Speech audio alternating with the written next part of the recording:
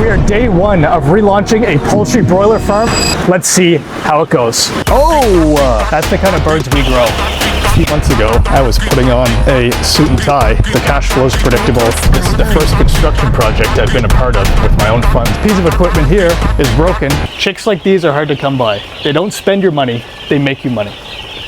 Come on. It is the day after we've loaded the chicks. Gonna work it in. We're gonna go to the farm and see how the chicks are doing. Whether you own the farm or you're just a worker there, taking care of live animals is a 24-hour job. So every single day we have to be there to record the mortality, record how many bags of feed are used, and that all plays into how much you get paid at the end. We'll see you at the farm. Two things we're getting worked on. One is a blower fan down here, and the other is the brooding lamp. We got one replaced. Let's go check out the fan. The farm manager just said that they took it with them and are gonna come back tomorrow with some repairs. So we'll see what it looks like now. Things are moving quick here, which is nice. Behind these shutters, there is in fact no fan. What happens? The fan starts blowing, pushes air out, and then those shutters flip up and allows the air to circulate through. But that's apparently gonna come back tomorrow and hopefully be fixed. So let's go take a look inside, see what the chicks look like on day one here. Ooh, it's hot. It's kind of funny, look at them all shuffling around. Each one of these little things represents some dollar bills. You can see that is the brooding lamp that got replaced. That one there, old, rusty, fresh, new.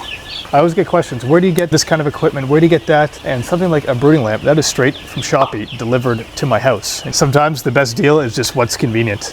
When they're really small, they can slip through the smallest spaces in the fence that you have. So it's important to walk by frequently so you can catch ones that have snuck out and put them back in. So they're probably about 35-ish grams right now, and we'll harvest them when they're at around 1.5 kg. See, there's a black one in there. Judge me not by the color of my skin, but by the tastiness of my crispy chicken burger. Plenty of feed left in here. We usually wait till they eat almost everything in each feeder here. Otherwise, if you keep putting on fresh feed, the same feed will sit at the bottom and spoil, and that's the type of stuff that'll impact your FCR and your bottom line. So we check the feeding lines. And the softness of it, how easy it is to nip at, is dependent on the water pressure, which gets adjusted over here. You adjust it at the bottom here, so there's a bulb. So the higher it is, the higher the water pressure is. At this stage, you want it basically as soft as you can have it, so it's easy to peck at. As they grow and get stronger, you'll raise up the water line as they get taller, and then increase the water pressure. One last thing before we sign off here on day one. Immediate indicator that there's something wrong with the chicks is if they're not eating and not drinking. And you can check that right at the front. He's got a little pocket there, and if it's full, then he's been eating. And he's got a nice firm little pocket. You can almost see if you look at him head on, probably looks like a little lopsided with a little nugget on him right there. You see that? No issues so far. Chicks seem healthy. We'll see how the week progresses here. Like and subscribe. It is day 2 here. We just fed them, and then just for fun, we're gonna weigh a few. Chicks like these are hard to come by. They don't spend your money, they make you money. Come on. We have a scale in hand. Let's go see how big these birds are. Not really necessary to be weighing them on day 2, but it's just my own curiosity here. Let's try to find some chubby ones. This guy looks big. Oh, he feels a little heavier.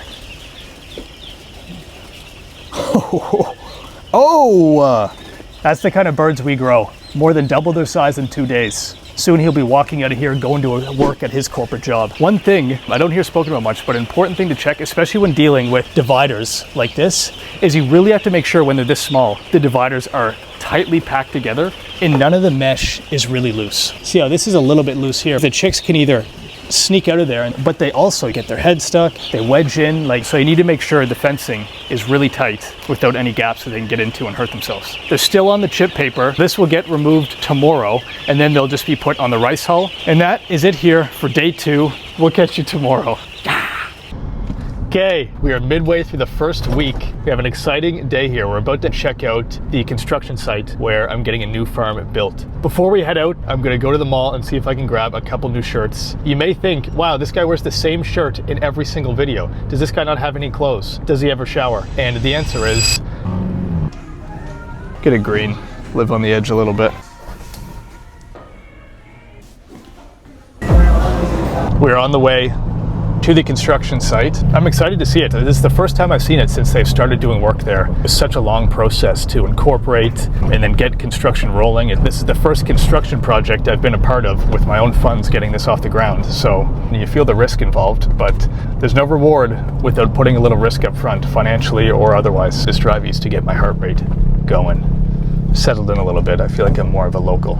We're here at the land. We're going to take a walk back.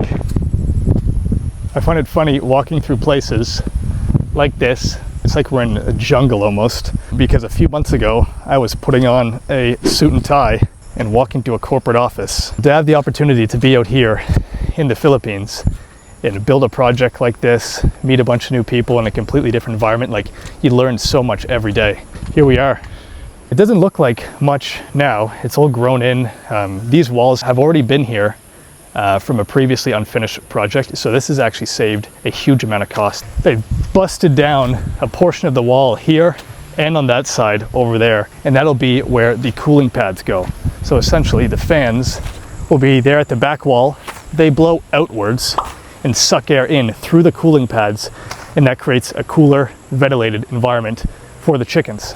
And this piece of equipment here is broken. I'm trying to find a contractor to come fix it, and we'll get it out of here and probably rent another one that is hopefully newer and more reliable. In projects like this, you typically don't put all your money up front and pay a contractor 100%. How it's worked for us is we put a down payment down and then we pay monthly based on the progress that's done that month. So it both incentivizes the contractor to do good work because they get paid on a monthly basis depending on the work that they do, and it provides protection for you as the builder because you're not getting all of your money given up front and potentially a bad job's done. So it's a good incentive for both sides.